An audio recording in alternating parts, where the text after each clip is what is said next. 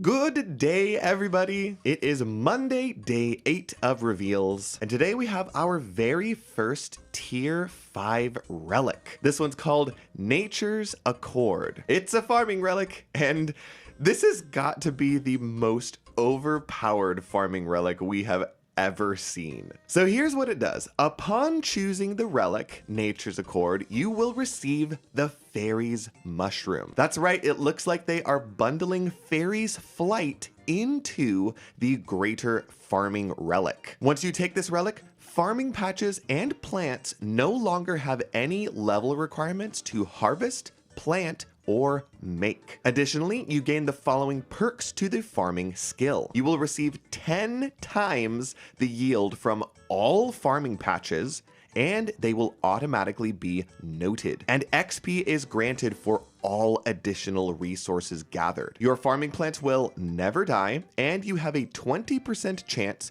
to not use a seed or sapling when planting crops in patches. Next, it talks about the fairy mushroom itself, and this looks like the pretty standard fairy's flight mushroom that we have seen from the past 2 leagues. The fairy mushroom will allow you to teleport to any fairy ring, spirit tree, or tool leprechaun. Unlocking this item automatically completes the Tree Gnome Village quest. The item ignores wilderness teleport restrictions, and of course, it cannot be used to teleport you outside of the regions that you have unlocked. As far as farming relics go, this one is wild. First of all, can we talk about the fact that patches and plants no longer have any level requirements to harvest? I really want to take this relic, keep my farming level at level 1, and then plant something big like a redwood tree, and then harvest it and go from level 1 all the way up to like level 60 instantly. That's gonna be crazy that you'll be able to do that. And also this means that if you take this relic, as long as you have the necessary materials like seeds or saplings,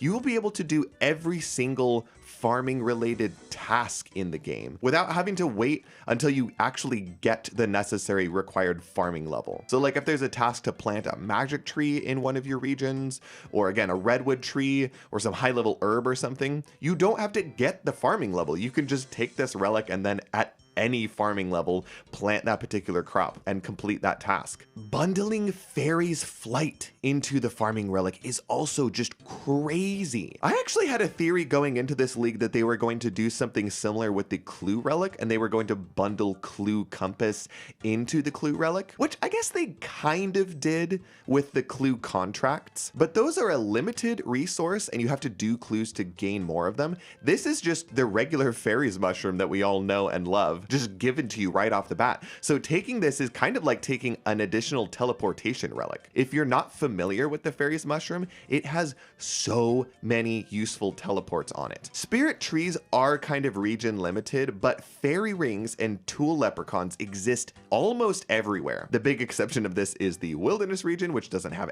any of these, so you won't benefit from this at all. But if you haven't, take a look at the map and see how many tool leprechauns there are in Gielinor and where they're located. It really does give you a lot of mobility and a lot of teleports to areas that normally you don't have. So that is just a crazy benefit in general for a farming relic, but also tying it into it, I mean, it just means that you're going to be able to instantly teleport to any farming patch that you have. So your farm runs become so much easier. I think the only thing missing to make this an absolute god tier relic is the insta grow mechanic that we saw in the farming relic in Trailblazer Reloaded. With Farmer's Fortune, farming patches would grow instantly, and that was absolutely crazy. But I still think this one is very good. If you don't remember, all players in the league right from tier 1 relic will benefit from farming ticks occurring every single minute instead of every single 5 minutes.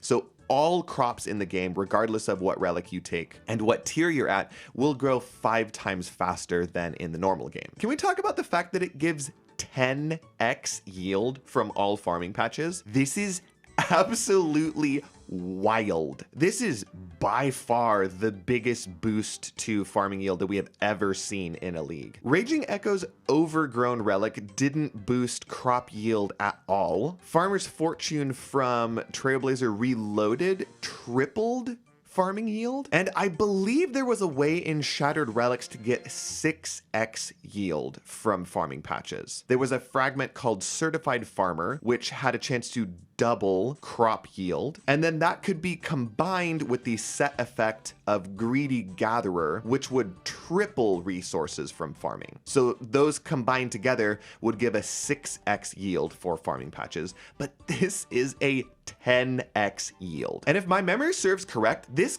completely breaks the normal meta for training farming. I have a memory of planting limpwort plants in Shattered Relics, and harvesting those gave bigger XP drops than checking the health of a magic tree. And this is going to be multiplied even further with Nature's Accord, because a 10x yield on a farming patch, when at this point you will have 12 times the normal experience rates, thanks to the tier 5 passive. Oh my goodness, you are going to get some insanely big XP drops. This 10x yield is going to be amazing for collecting herbs, and really, really nice for players who don't have access to a lot of herb patches.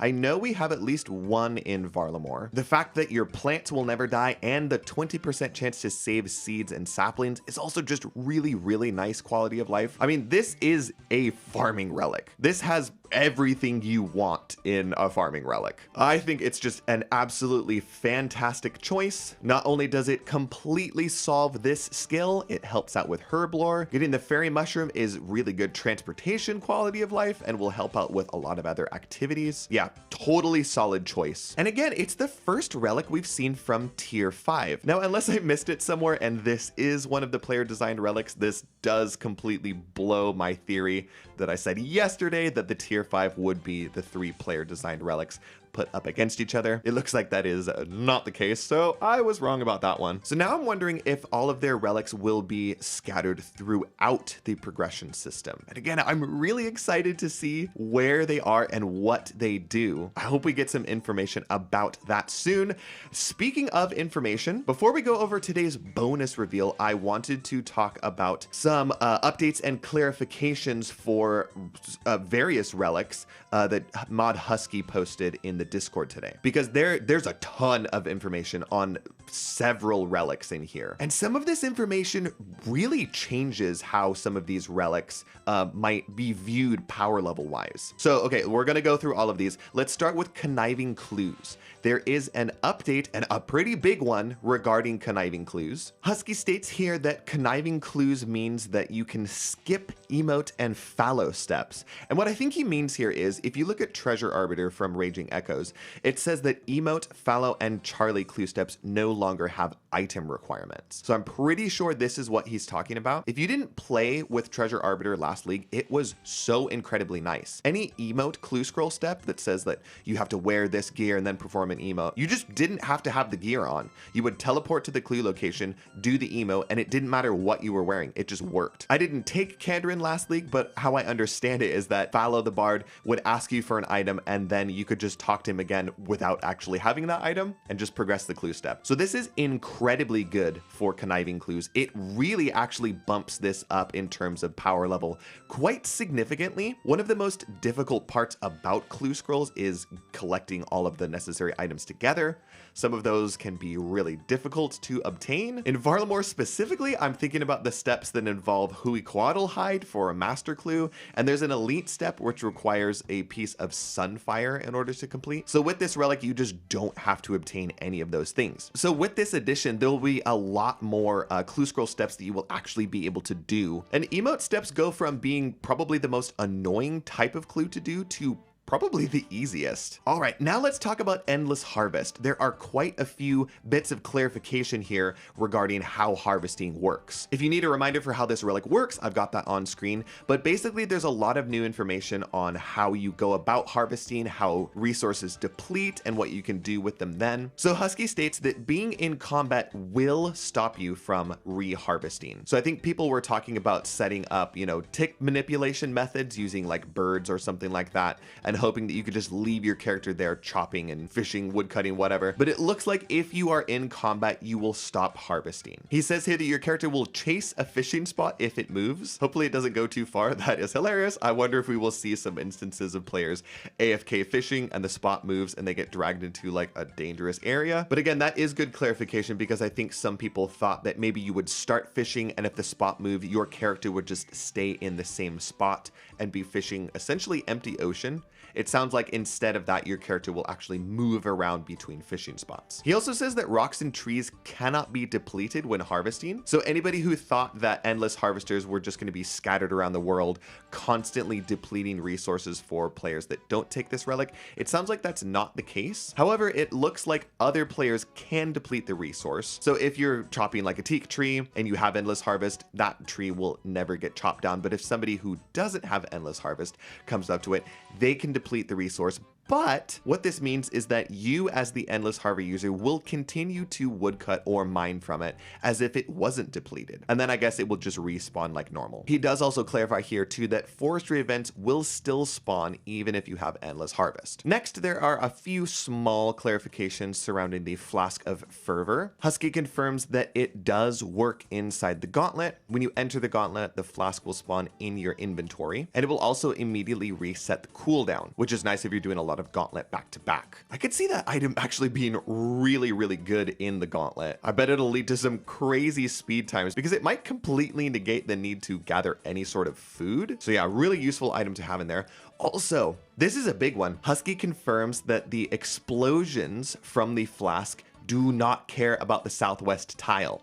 If there are any NPC tiles that are within that 7x7 square, they will take damage. So I still have my little JAD diagram from yesterday set up. And so like we were talking about yesterday, the Undying Retribution relic had this weird quirk where the southwest tile had to be within the explosion radius in order for the mob to actually take damage from it. And that is not the case here. Any mob that has any tile that's within the explosion radius will take damage. Now I still think that this doesn't work on Zook. I'm not an Inferno expert by any means, but I don't think he's close enough to you for this explosion to work. What I am curious about now is if the Great Olm in Chambers of Zarek will take damage from this explosion. Because I'm pretty sure that Undying Retribution didn't work on Olm, but I'm not sure if that was because of Southwest tile behaviors or if because there's like a barrier between you and Olm. Because I don't think the explosion works through walls, although that would also be kind of cool. At any rate, the fact that you don't have to worry about where the Southwest tile of an NPC is in order for the flask explosion to work,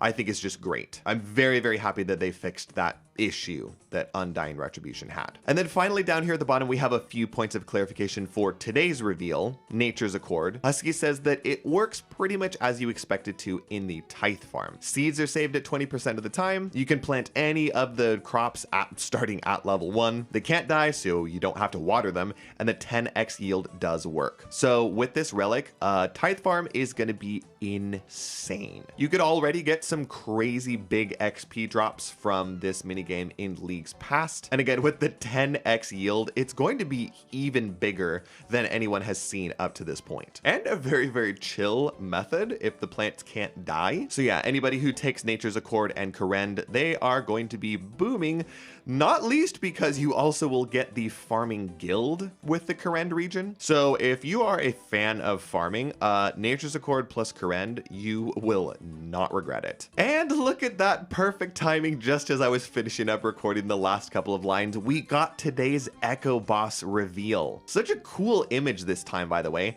It looks like the Echo Dagannoth Kings from the Fremennik region are returning, but with a completely new reward. Much to the dismay of many, the Amulet of Monarchs in the Emperor Ring looks like they are not making a comeback this league, and instead it looks like the Echo Dagannoth Kings will drop a new helmet. The best in slot Viking helmet with a special twist, they say. There is no doubt in my mind that this is going to be sort of a combination of all of the Viking helmets put together, meaning a perfect tribrid helmet. The special twist though, I wonder what that is going to be. I guess we will have to wait until we get more information information about these echo bosses, but I would assume that this helmet has some really, really nice stats on it and potentially a special effect. So yes, another echo boss revealed, another region checked off the list. There is still quite a few regions that we have not seen the echo boss for. We still haven't seen anything for Desert, Asgarnia, Wilderness, Mauritania, or Tehranwen.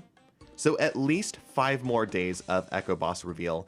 And there is still the potential that we get an echo boss in the Karamja region. So that would be a 6th reveal. And again, I am not ruling out the possibility that you might get multiple echo bosses in a single region. I still think we might see Echo Sol Herodit from the Varlamore region return this year, which I think would be really cool because that was a very fun boss fight and the rewards from that were very good. We will have to wait and see. I think that is all the info for today. Lots and lots of excitement, lots and lots of good info, good clarification. If you enjoyed this video, please consider clicking the like button down below. And if you want to, click on that subscribe button so that you can stay up to date with all of these daily updates. You might even turn on that notification bell so that you are notified when I post new videos. And as always, please leave me a comment down below about what you think about today's reveal. Do you think this farming relic is the best one we've ever seen? Do you wish that it had different properties? What do you think the teleportation relics are going to be now?